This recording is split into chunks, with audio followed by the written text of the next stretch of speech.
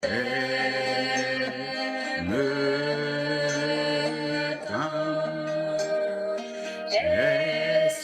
Adonai, je t'adore. Côte d'Ivoire, tu es béni. Les nations sont bénies. Burkina Faso, tu es béni. Je t'aime.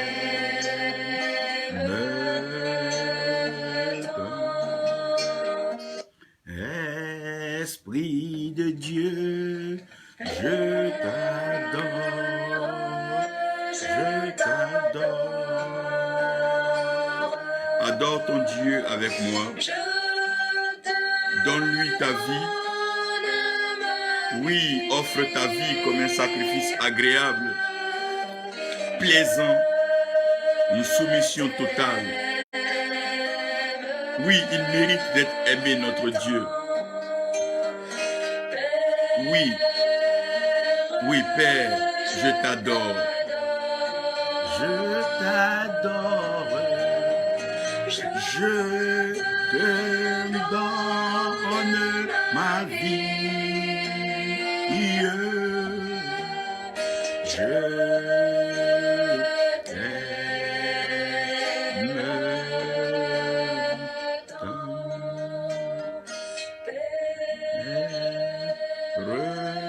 Je t'adore. Je te donne ma vie. Je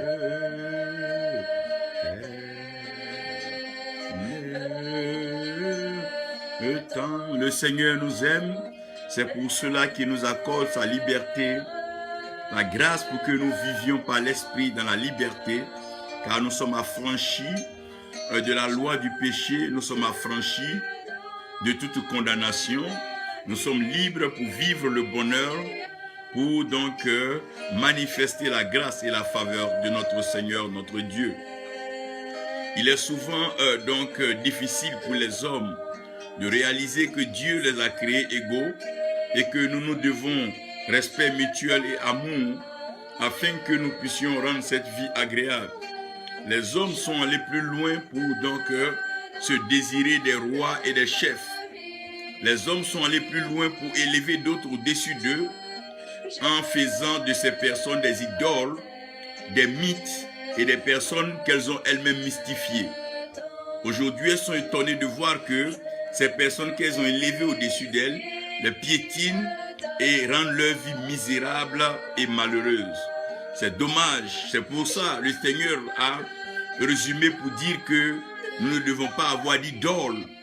Nous ne devons pas donc nous faire des idoles ou qu'une quelconque représentation, de peur que nous soyons assujettis, matés, dominés par ce que nous essayons donc d'élever au-dessus de nous.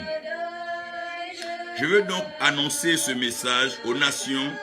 Je veux annoncer ce message aux enfants de Dieu. Je veux leur dire que, enfin, la liberté, vous êtes libres. Enfin, la liberté, vous êtes libres. Enfin, la liberté, vous êtes libres. Nous avons Genèse 1 à Genèse 3. C'est très important de lire tous ces chapitres-là. Ça va nous aider. Dans Exode 3, du verset 1 au verset 4, Dieu présente déjà son désir d'aller faire sortir son peuple donc d'Égypte. Dans Jean 3 et Jean 8, nous voyons que Dieu envoie son Fils dans le monde, pas dans le but de condamner le monde, pas pour être un bourreau, pas pour être un chef qui va imposer des lourds fardeaux à l'humanité, mais il est venu ôter plutôt le fardeau, ôter le joug, ôter le péché de l'humanité pour donner son joug qui est léger et son joug qui est donc acceptable, qui est donc la grâce qui nous manifeste la vie éternelle. Romains 8, Paul est en train de nous présenter le plan que Dieu a pour nous, selon qu'il nous a connus d'avance, et nous ayant connus d'avance, il nous a prédestinés, et dans son plan de prédestination, il nous a justifiés afin de nous glorifier. Mais j'aimerais que vous me suivez dans cet enseignement. Je vais vous montrer et vous révéler certaines petites choses qui vont vous aider à comprendre donc la liberté et le prix de la liberté. D'abord, sachez que ce monde est obligé d'accepter, que les hommes veuillent ou pas, l'homme est obligé d'accepter que Dieu a fait ce qu'il a dit. Donc, personne ne peut se plaindre à Dieu. Personne ne peut aller dire, Dieu, tu ne m'as pas créé, tu ne m'as pas donné des opportunités, tu ne m'as pas donné le potentiel. Non. Dieu a créé l'homme selon son image et selon sa ressemblance. Non seulement Dieu a créé l'homme, mais Dieu a parlé. Donc, voici ce que Dieu fait et voici ce que Dieu dit. Comment comprendre ce que Dieu fait et entendre ce que Dieu dit? Il faut toujours demeurer dans sa présence et demeurer dans le calme et dans le silence. Tu entendras la voix de Dieu. Qu'est-ce que Dieu fait et qu'est-ce que Dieu dit? La première chose, Dieu fait la création. Donc au commencement, la Bible dit que Dieu créa les cieux et la terre. Donc on voit Dieu ici en train de faire. On ne l'a pas entendu parler, mais la Bible nous révèle un Dieu qui est en train de faire. Donc ça veut dire que Dieu fait et Dieu est à l'œuvre. Notre Dieu n'est pas paresseux. Notre Dieu est un Dieu d'œuvre, est un Dieu d'ouvrage, est un Dieu de conception, est un Dieu de réalisation. Donc au commencement, Dieu créa. C'est ici vous voyez la beauté, la splendeur de la création. Et Dieu créa les cieux et Dieu créa la terre. Oh mon Dieu, il plaça le soleil, oui, il plaça la lune, il plaça les étoiles et les constellations afin d'illuminer le ciel et d'éclairer la terre. Pour que cela serve, oh mon Dieu, comme le soleil en gouvernant le jour et la lune en gouvernant la nuit. Et que bien sûr cela serve, oh mon Dieu, que cela serve pour marquer les temps, les saisons, les jours, oh mon Dieu, et bien sûr les années. Gloire soit rendue à Dieu pour cette belle création que Dieu nous donne. Et dans la création, Dieu va habiller la création, Dieu va équiper la création, il va remplir la création par la créature. Il va s'adresser aux eaux. Il dira aux eaux donc de reproduire les poissons et que les poissons remplissent les eaux. Oh merveilleux! Regardez un peu l'espèce aquatique et maritime. Oh mais il y a tout type de poissons, il y a tout type d'êtres dans la mer. Il va donc se tourner vers les cieux et demander à ce que les vents, l'air se remplissent de volailles, d'oiseaux qui leur donnent la capacité de voler dans les directions et partout, selon bien sûr leur bon vouloir et dans leur liberté. Il va alors regarder la terre et il va demander à la terre non seulement de donner des arbustes et de donner des arbres fruitiers, de se revêtir de la végétation. Oh mon Dieu, il donnera aussi à la terre de s'exprimer parce que nous allons appeler des élévations et des vallées, des montagnes, des collines. Oh mon Dieu, des falaises et des plateaux. La terre va s'exprimer et elle va permettre aux animaux de pouvoir y être. Dieu va demander à la terre donc de permettre aux animaux d'être et de se multiplier. Les lions, les guépards, les panthères, la biche, la gazelle et tout ceci. Dieu a fait cela parce que c'est un Dieu qui fait. Oh, le Dieu qui a fait la création, c'est le Dieu qui a fait la créature. Il est tellement Dieu qu'il est incomparable. Il est tellement beau, merveilleux, que nous ne pouvons que nous prosterner devant sa face et l'adorer. Comme les 24 vieillards, tout être vivant, toute espèce, que tout ce qui respire, oh, loue Dieu. Et qu'est-ce que Dieu va faire? Dieu va faire l'homme. C'est ici que je veux déjà placer les ingrédients de base du mystère dans lequel je veux développer, parlant de la liberté. Oh mon Dieu, enfin la liberté, vous êtes libre. Enfin la liberté, vous êtes libre. Enfin la liberté, oui, vous êtes libre. Et Dieu créa l'homme. Ah mon Dieu. Et Dieu créa l'homme, oh mon Dieu, à son image et selon sa ressemblance. Mais quand Dieu crée l'homme, Dieu va créer l'homme avec les fonctions principales que Dieu veut. Dieu va mettre en l'homme un principe, un système par lequel l'homme peut être pourvu. Et Dieu va mettre en l'homme un système par lequel l'homme peut être protégé. Et Dieu va mettre en l'homme un système par lequel l'homme peut produire et par lequel l'homme peut régner. Donc Dieu va instaurer en l'homme le prophète, ce qui est l'esprit de l'homme. Et Dieu va instaurer en l'homme l'âme. Oui, l'âme de l'homme va donc jouer le rôle du sacrificateur. Et la chair, c'est elle qui va donc se plaire de toute cette belle créature. C'est elle qui va manger, contempler tout ce que Dieu a créé. Et donc Dieu, en parlant dans la mission, Dieu va demander à l'homme, oh mon Dieu, de dominer sur les poissons des eaux, de dominer sur les oiseaux qui sont dans les airs, et que l'homme domine sur tous les animaux qui se déplacent et ceux qui rampent à la surface de la terre. En d'autres termes, Dieu est en train de présenter à l'homme le modèle que lui-même Dieu est. Dieu, en tant que Père, il est le pourvoyeur.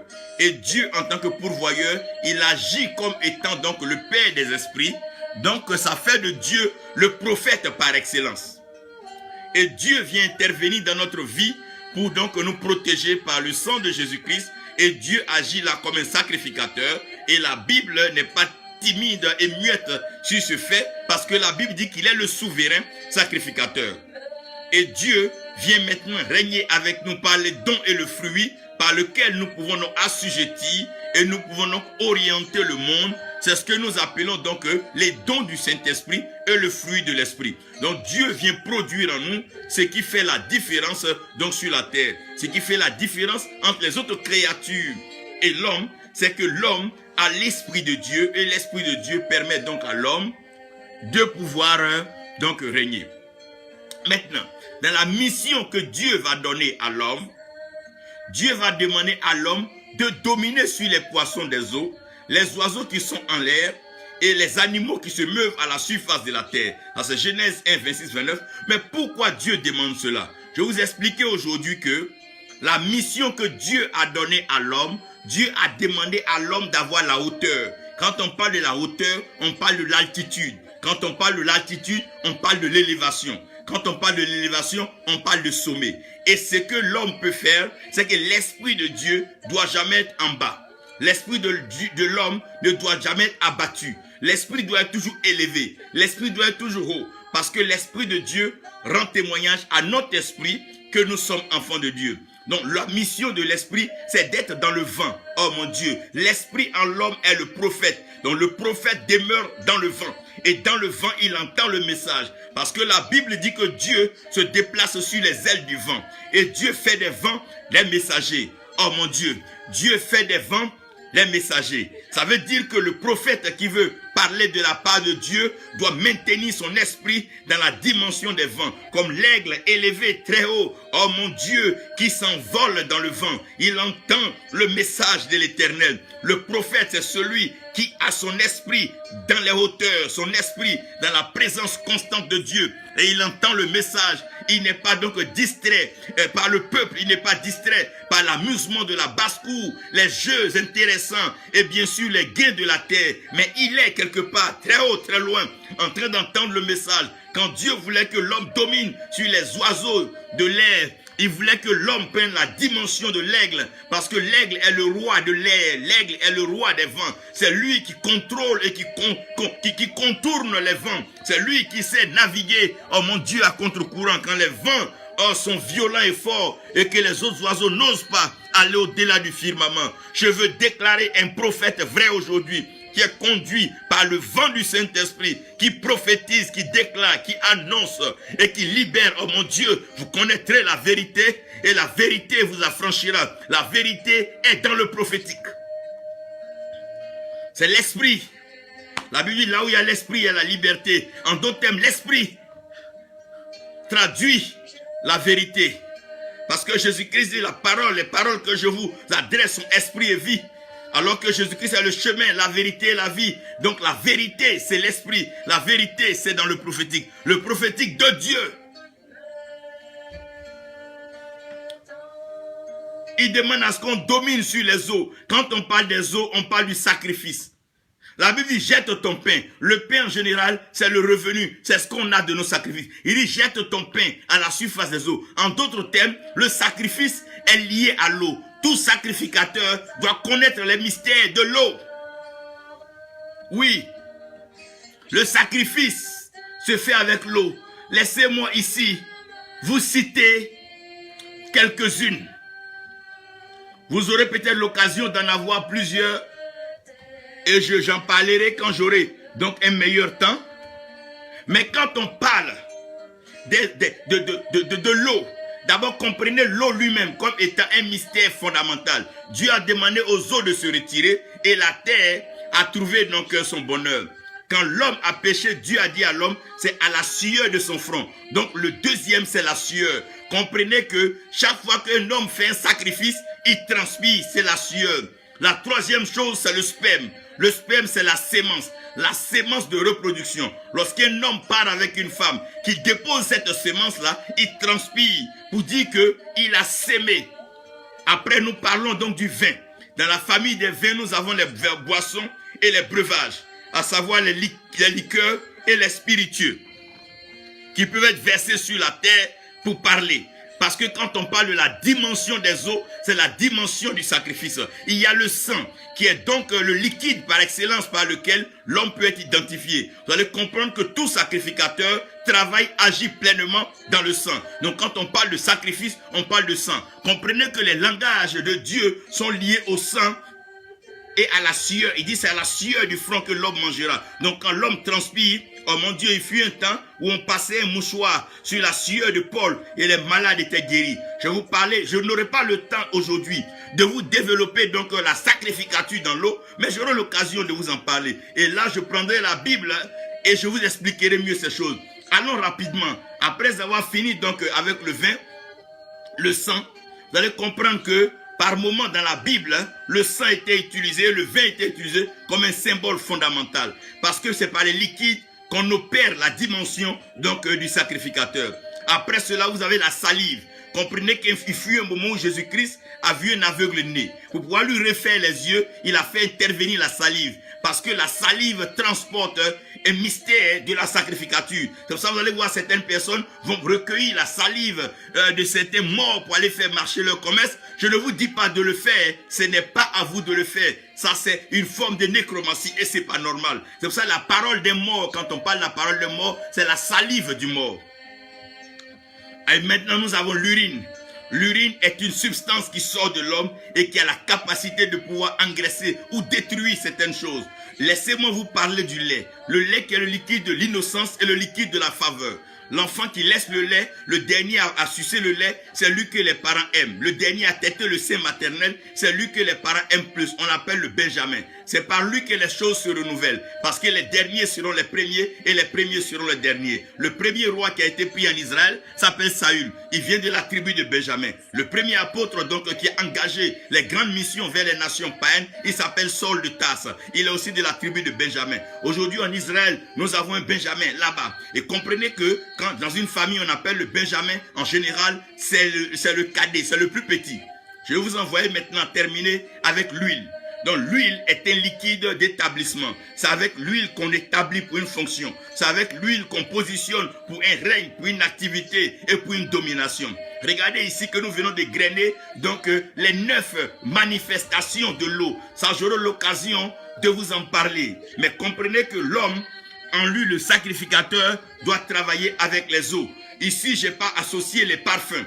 Les parfums, vous devez comprendre que les parfums interviennent comme étant un mélange de quoi? D'eau et de feu. Parce que c'est une vapeur, c'est un gaz qui monte. C'est pour ça que j'ai mis les parfums en stand-by. Sinon, les parfums ont une valeur dans le spirituel. L'encens, le parfum donc de bonne odeur que la femme avait versé sur les pieds du Seigneur. Vous vous souvenez? Il a dit partout on prêchera l'évangile, on mentionnera le nom de cette femme. Ça c'est les eaux. Les eaux interviennent dans la sacrificature. Vous allez comprendre que Celui qui a fait le plus grand sacrifice en sortant d'Égypte, c'est l'eau. Parce que l'eau a sacrifié Pharaon et toute son armée. Quand on parle du mystère de l'eau, on parle de la dimension des sacrifices. C'est pour ça avec un parfum, tu peux attirer le regard d'une femme, d'un homme, attirer, changer l'atmosphère. C'est le mystère des eaux, c'est le mystère de la sacrificature. En tout homme, il y a la sacrificature. Quand l'homme pleure, Dieu ne peut plus rester insensible parce que les larmes interpellent Dieu. Il dit, Moïse, j'ai entendu les pleurs de mes enfants. Ça veut dire Dieu recueille les larmes de ses enfants. Ouh. Maintenant, l'homme, il y a le roi. Le roi, c'est celui qui est sur la terre. Comme la chair aime bien la terre. Tout ce que nous payons pour vivre heureux, ces montres, ces chaussures, on paye pour la terre, pour la chair. Ce n'est pas des choses qui apportent quelque chose à notre âme, ni à notre esprit.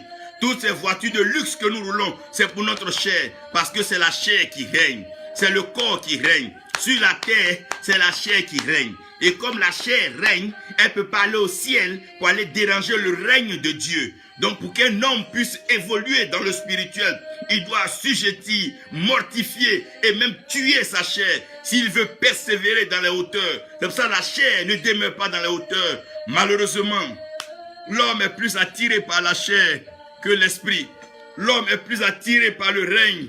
L'homme aime plus la royauté que le règne. L'homme aime plus la royauté que la prophétie, que le sacrifice. Les hommes n'aiment pas les sacrifices. Ils n'aiment pas le prophétique. Ils veulent être rois. Ils veulent dominer. Ils veulent contrôler. Frère, l'homme est fait d'esprit, âme et corps. En tout homme, il y a le prophète, il y a le sacrificateur, il y a le roi. On ne peut pas régner sans sacrifice. Il n'y a pas de règne sans sacrifice. On ne s'assoit pas sur le trône en sautant l'autel. On doit passer par l'autel du sacrifice. C'est parce que Jésus-Christ lui-même, oh mon Dieu, qui est venu comme prophète, il a annoncé, il a confirmé, il a même dit que cette parole de l'évangile s'accomplissait. Il a intervenu comme un prophète. La Bible est unanime. Les hommes disaient que un grand prophète est venu parmi nous. Non seulement il a assumé la fonction prophétique, mais il est parti à la croix. Oh mon Dieu, à la croix du calvaire. Et là-bas, mon Dieu, son sang a coulé comme le souverain sacrificateur. Et la Bible dit dans Hébreu que ne s'étant pas vu comme étant l'égal de Dieu, il est rentré une fois pour de bon, oh mon Dieu, dans le lieu très saint, offrant, oh mon Dieu, le sacrifice, pas le sang des boucs ni des agneaux, mais son propre sang. Et c'est pour cela que Dieu l'a souverainement élevé, lui donnant le nom, oh mon Dieu, qui est au-dessus de tous les noms. Dans ce sens que dans le ciel, sur la terre et sous la terre, oh mon Dieu, il n'y a pas des ossements à part le nom de Jésus-Christ. À la mention du nom de Jésus-Christ, tout genou fléchit et toute langue confesse que Jésus-Christ est Seigneur, Sauveur et Roi, oh mon Dieu, pour la gloire de Dieu, notre Créateur. Cependant, Dieu donne la mission à l'homme. Et dans la mission que Dieu donne à l'homme, Dieu demande à l'homme d'assujettir et de régner. Ça veut dire que si la fonction royale doit être bien comblée et doit être bien assumée, il va falloir qu'au préalable, la fonction prophétique soit forte et que la sacrificature soit correcte et parfaite. Malheureusement, voici ce que l'homme a fait. Et voici ce que l'homme a dit. N'oubliez pas que la parole de Dieu est un feu dévorant. Quand Dieu a créé l'homme, Dieu a parlé à l'homme. C'est vrai que Dieu a pris la poussière de la terre, il y en a mis de l'eau pour avoir de l'argile, et après Dieu a soufflé dans les narines de l'homme le souffle de vie. Ça fait la terre, ça fait l'eau et ça fait le vent. Maintenant, Dieu va bénir l'homme. Dieu va parler sur l'homme. Qu'est-ce que Dieu va dire à l'homme? Dieu va dire à l'homme, oh mon Dieu, de dominer sur les poissons des eaux, les oiseaux dans les airs, les animaux sur la terre. Et il dit à l'homme d'être fécond, oh mon Dieu, de se reproduire afin de remplir, d'assujettir et de dominer. Donc Dieu a mis en l'homme le principe de la création, de la procréation, de la production et de la reproduction. Donc l'homme avait reçu cette mission et la parole de Dieu est un feu dévorant. Mais après que Dieu ait parlé à l'homme, qu'est-ce que l'homme a fait? Qu'est-ce que l'homme a fait? L'homme a fait exactement le contraire de tout ce que Dieu lui a demandé. Dieu met Adam et Ève dans un jardin. Il leur dit dans ce jardin, il y a 3 types d'arbres. Il y a l'arbre que vous pouvez manger, qui sont les arbres ordinaires. Mais il y a 2 dans le milieu du jardin qui sont des arbres un peu plus complexes. Il y a l'arbre dont le fruit est celui de la connaissance du bien et du mal. Et plus tard, ils vont alors découvrir qu'il y a l'arbre de la vie. Donc 3 types d'arbres qui devaient être utiles donc à l'homme. Mais ce qui a intéressé l'homme, c'est tout de suite vouloir régner. C'est vouloir son autonomie et vouloir être grand. Qu'est-ce que l'homme a fait? L'homme a désobéi. L'homme s'est détourné du plan et de la voie de Dieu. Et l'homme même dit que ce fruit-là, il est bon. Il est agréable pour ouvrir les yeux. Et que l'homme va manger ça et devenir comme Dieu. Vous voyez, le problème des nations, le problème des peuples, le problème des continents du monde, c'est quand l'homme veut devenir Dieu et quand l'homme veut se faire Dieu pour son prochain. Vous savez, quand j'avais commencé à servir le Seigneur, la grâce du Seigneur était tellement forte sur ma vie, et elle est d'ailleurs toujours, que par moments des gens étaient tentés de m'appeler Bishop, papa, vraiment prophète. Non, non, non. Appelez-moi simplement Alain. Évitez de rendre les gens Dieu sur votre tête. Et après, vous aurez des problèmes. Ils vont vous demander des choses impossibles. Ils vont vous demander des choses qui ne sont pas à faire. Mais comme vous les avez élevés au-dessus de vous-même, vous êtes obligés de faire cela. J'ai vu des gens utiliser, abuser de leur titre en voulant se faire passer pour des rois. Abuser de la naïveté, de la générosité de certains hommes, de certaines femmes, de certaines filles spirituelles qui, croyant donner sa vie à quelqu'un qui va donc la conduire vers Dieu, se retrouvent dans les mains d'un bourreau sexuel, d'un bourreau avide d'argent, cupide, méchant, satanique, diabolique et machiavélique. Et voilà que l'homme s'est fait lui-même des idoles. Le génie était en brousse. Il ne tuait personne en ville, ni au village. Vous êtes allé prendre le génie en brousse. Vous l'avez envoyé dans le village. Maintenant, les gens meurent tous les jours. Comment est-ce que vous voulez qu'on vous comprenne? Qui est allé prendre le génie? Qui est allé prendre le diable? Qui est allé prendre, mon Dieu, diantre? Qui est allé chercher ses idoles? Et aujourd'hui, les hommes ont idolâtré des fonctions. Les hommes ont idolâtré des positions. Il y a des positions quand tu as, les hommes se couchent en bas de toi. Mais si vous couchez en bas de lui, mais vous lui prêtez toute la latitude de vous piétiner, de marcher sur vous. Dieu n'a pas créé l'homme pour dominer l'homme. Dieu n'a pas créé l'homme pour dominer sur l'homme. Dieu n'a pas créé l'homme pour être maître sur l'homme. Non. Dieu a créé les hommes libres pour s'aimer mutuellement, se respecter mutuellement et s'honorer mutuellement. C'est ce que Dieu veut.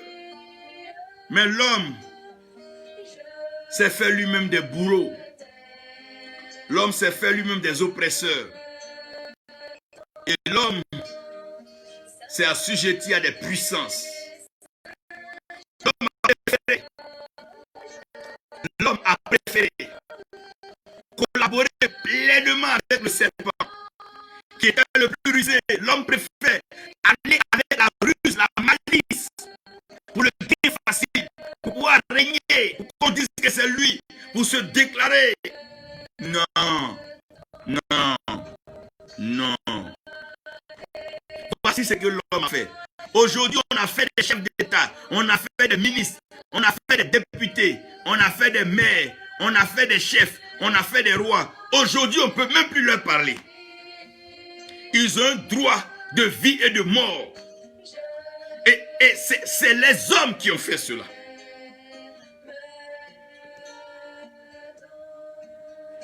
Voici ce que l'homme a fait.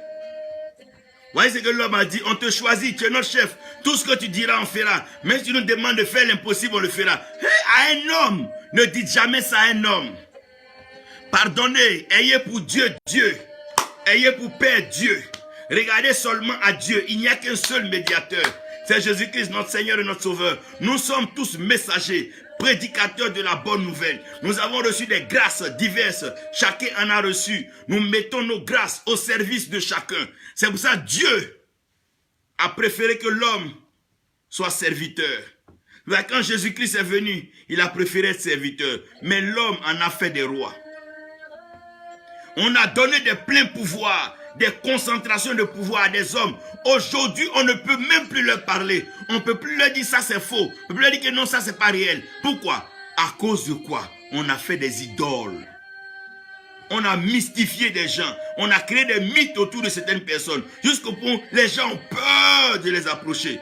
Je me rappelle quand j'étais petit, les mythes qu'on entendait sur le président Oufoué, les mythes qu'on entendait sur les Mobutu, les mythes qu'on entendait, on en a trop fait. Ce sont des hommes, des êtres humains comme nous. Ils sont tous mortels comme nous.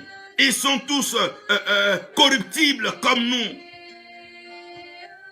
Ils sont tous nés, conçus dans le péché et l'iniquité comme nous.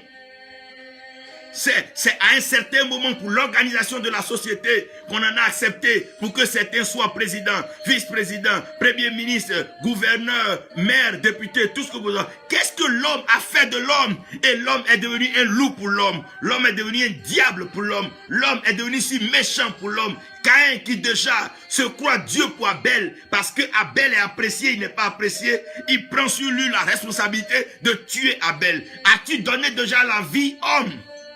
Qu'as-tu créé? Qu'as-tu apporté de nouveau cette terre? On t'a vu naître nu et on te verra repartir nu pour servir de nourriture aux termites, aux vers et aux asticots qui déjà vivent en toi. Homme, qu'as-tu créé? Homme, qu'as-tu apporté? Homme, as-tu déjà donné la vie? N'ôte pas de vie, homme. Oh! Il y a un Dieu qui est souverain, qui est dans le ciel. Oh homme, ne te laisse pas tromper par les cris, les acclamations, les ovations, les tapis que les hommes dressent devant toi. Ne te laisse pas enorgueillir. Dieu résiste à l'orgueilleux. Dieu résiste à l'orgueilleux. Il rabaisse l'orgueilleux. Il le réduit à néant. Mais il fait émerger. Il fait sortir le humble. Dieu est Dieu. Dieu est Dieu. Voilà ce que l'homme subit maintenant pour ce qu'il a fait. Après avoir désobéi à Dieu, on a préféré suivre le serpent. Et comme le serpent était l'animal le plus rusé, il va développer son système en prenant l'homme en otage. Donc de la ruse, il va nous envoyer à la diplomatie, où il dit non, il dit oui. En même temps, il dit oui, il dit non. Après cette diplomatie de ruse satanique, le diable va nous envoyer vers une façon de nous organiser. Il va dire non, vous êtes nombreux, vous pouvez donc avancer. Donc mettez-vous en groupe que la population. Mais depuis que la démocratie existe, il n'y a que ceux qui sont au sommet qui sont riches. Et le peuple est toujours pauvre, le peuple est toujours malheureux. Non seulement le peuple est pauvre et malheureux, mais c'est le peuple qui meurt toujours. C'est le peuple qu'on envoie à l'abattoir. C'est le peuple, c'est sur le peuple qu'on extrait les organes humains pour les rituels et les sacrifices. C'est le pauvre peuple qui est abattu dans les rues. Ce sont nos pauvres mères qui sont orphelines, qui sont veuves. Et c'est les enfants qui sont donc orphelins. Oh, le pauvre peuple, on t'engage dans un jeu bête de démocratie. On te fait croire que c'est ton vote qui compte. Mais ton vote ne compte pas. Parce que n'oublie pas que le serpent, il est rusé. Il sait déjà ce qu'il veut faire. Ton vote ne donnera rien de nouveau.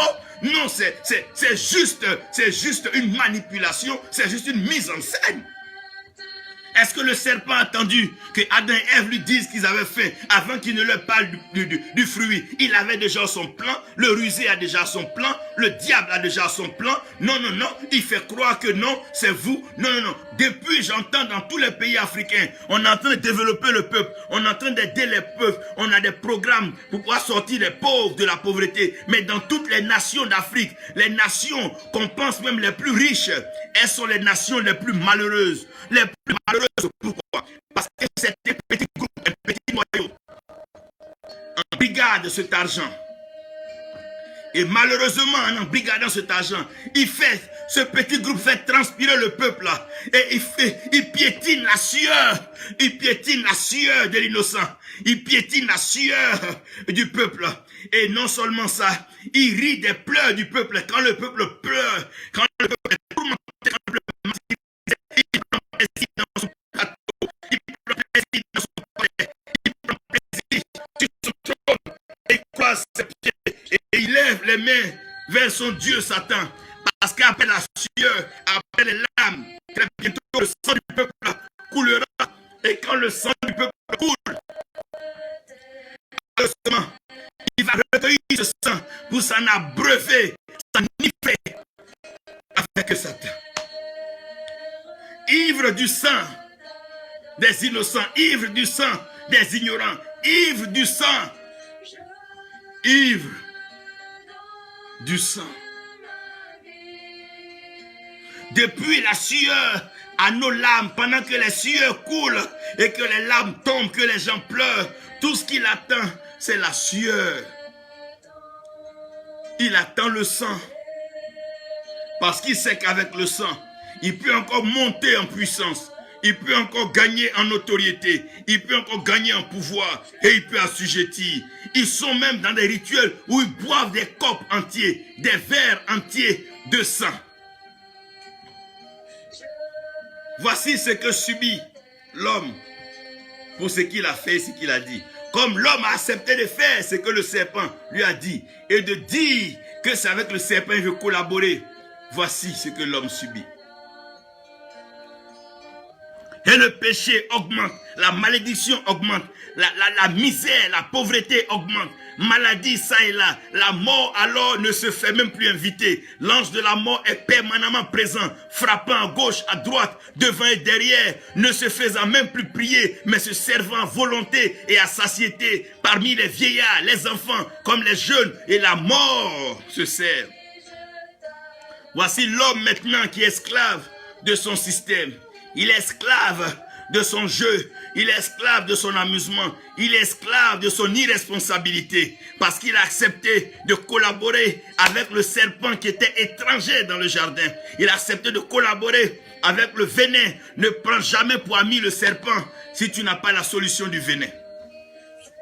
Ne mets jamais un serpent sur ton cou si tu n'es pas sûr que tu as l'antidote. Ne t'amuse pas avec le serpent. Son venin est empoisonné. Son venin est mortel. Son venin est terrible. Et il se nourrit de piment. Il aime quand la vie est dure. Il aime quand les gens souffrent. Il aime quand les gens sont martyrisés, malmenés, maltraités. Il aime voir la sueur couler. Il aime voir les larmes couler, entendre les cris. Oh mon Dieu. Ah. Et voici ce que l'homme subit. Voici ce que les nations subissent. Voici ce que les nations subissent. De dictature en dictature, de tyrannie en tyrannie. On aurait tout vu. On aurait tout vu. Et on en verra encore. Parce que tant que l'homme n'arrête pas de choisir l'homme pour mettre l'homme au-dessus de l'homme, c'est Dieu qui choisit les autorités. C'est Dieu qui établit. C'est Dieu qui élève. Mais d'où vient que l'homme veut élever l'homme? Est-ce que l'homme connaît l'homme? Tu peux choisir un homme à la mairie et même accepter de dire oui. Mais tu ne sais rien de son cœur. Tu peux dormir à côté d'un serpent. Dormir à côté d'un diable. Dormir à côté d'un sorcier. Dormir à côté d'un vagabond. Dormir à côté d'un meurtrier, d'un criminel. Pourquoi? Parce que l'homme doit laisser Dieu l'éclairer avant de choisir. Il dit, lève-toi, sois éclairé parce que ta lumière est déjà venue. La gloire de ton Dieu, lui sur toi. Donc ce n'est pas l'homme qui s'éclaire, mais c'est Dieu qui éclaire l'homme. Malheureusement, par manque de discernement, les hommes subissent. Même les plus proches collaborateurs vont subir. Parce que le serpent, il est comme ça. Quand tu le lèves, prépare ta solution contre le venin. À tout moment, il peut te piquer. Ses humeurs sont un peu comme les humeurs du scorpion. Et regardez, un continent si beau, un continent si béni, un continent si merveilleux, en train de croupir sous le poids de la pauvreté. Par la faute d'un groupuscule. Enfin la liberté. Enfin la liberté. Avant la fondation du monde, Dieu avait immolé l'agneau. Et quand Dieu avait immolé l'agneau, le sang de l'agneau avait coulé pour servir de fondation pour le monde et pour la création. Le même Dieu, ayant vu la souffrance, la misère, la pauvreté, la mort de l'homme, a envoyé son Fils unique qui est venu. C'est ce Fils unique que une fois, lors du baptême, Jean a dit, voici l'agneau de Dieu qui ôte le péché du monde. Mais Dieu n'a pas parlé, même quand Jésus est né. Mais quand Jésus descend dans l'eau, je parle du mystère de l'eau, sacrifice, la Bible dit que le ciel va s'ouvrir, la voix va se faire entendre, celui-ci est mon Fils bien-aimé, en qui j'ai mis mon affection. Et la Bible dit que la colombe va descendre sur son épaule. Quand on parle de la colombe, on parle de la paix. Quand on parle de l'épaule, on parle du lieu du gouvernement. Dieu va manifester la liberté. Dieu va élever des gouvernements paisibles dans l'Afrique et dans le monde. Dieu va établir des gouverneurs dignes de lui. Dieu va établir des chefs et des rois qui seront au service et à l'écoute de leur peuple. Dieu va balayer l'ancien système.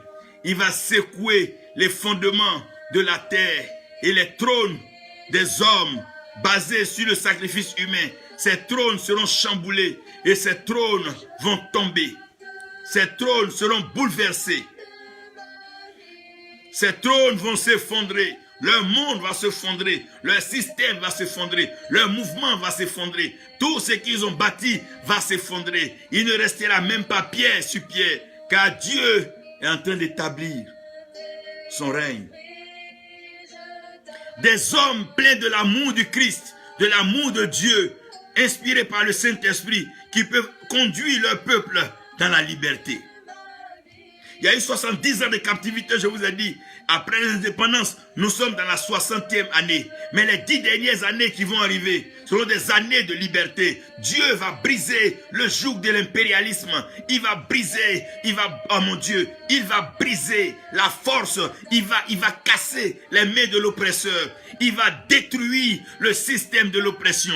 Le système qui malmène, le système qui rend pauvre. C'est dommage que tous, pratiquement, aient la même façon de fonctionner, sans tenir compte de Dieu. Dieu va manifester ce qui est caché. Jésus-Christ, Seigneur et Sauveur des nations. Jésus-Christ, viens au secours de ma nation. Viens au secours de nos nations. Seigneur Jésus-Christ, parle à nos leaders. Touche-les, comme tu as touché Nebuchadnezzar. Et qu'il est passé par sa folie afin de se rendre compte que ce n'est pas lui, Nebuchadnezzar, qui est le créateur. Et il n'a rien créé. Mais c'est toi, Dieu, qui a livré ton peuple. Et c'est toi, Dieu, par ta puissance, par ta sagesse, qui a bâti Babylone. Oui, c'est toi, Dieu, qui a bâti les royaumes. Enfin, la liberté. L'Esprit de Dieu va se glorifier. Aujourd'hui est un jour de liberté. Prions, déclarons pour la liberté sur les nations. Aujourd'hui est un jour de liberté.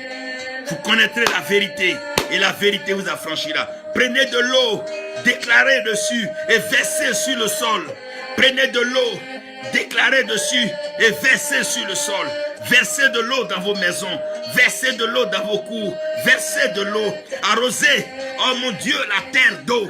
Quand Élie voulait faire intervenir Dieu, il n'a pas seulement regardé au sacrifice. Il dit, remplissez-moi. Oh mon Dieu, remplissez-moi le lieu de l'Holocauste avec de l'eau. Il sait que, oh mon Dieu, quand l'eau, parce que l'Esprit de Dieu se mouvait à la surface des eaux. Oh Seigneur, merci pour ta grâce. Merci d'arroser nos nations. Que la paix règne dans nos nations. Que la paix s'installe dans nos nations. Que la paix règne dans le cœur, dans les pensées des uns et des autres. Seigneur, c'est toi qui établis les lois. Oui, Jésus. Je bénis. Toute ta terre est arrosée d'eau. Toute ta terre est arrosée d'eau. Toute ta terre est arrosée d'eau. Maintenant même, au nom de Jésus. Merci Seigneur pour ta fidélité. Merci pour ta grâce. Merci. Arrosez les terres des nations d'eau. Arrosez d'eau. Priez, parlez sur l'eau et arrosez, arrosez. Quand il y a un problème, c'est avec l'eau qu'on règle le problème.